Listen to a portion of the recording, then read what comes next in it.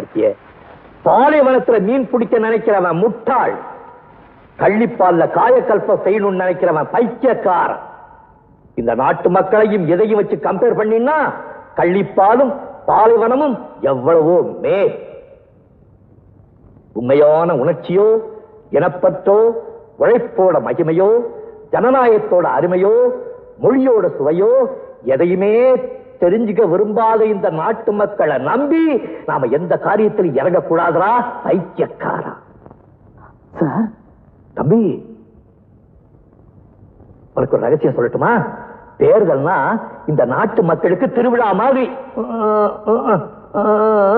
இந்த மண்ணாங்கட்டிகளை திருத்தவே முடியாது.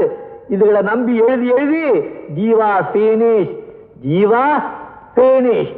சார், நான் சொல்றது கொஞ்சம் கேளுங்க சார். கேட்டதெல்லாம் போதும்பா, கேட்டதெல்லாம் போதும். அவங்கள கூட்டிட்டு வெளியே போ. சார், ஏன் முடியல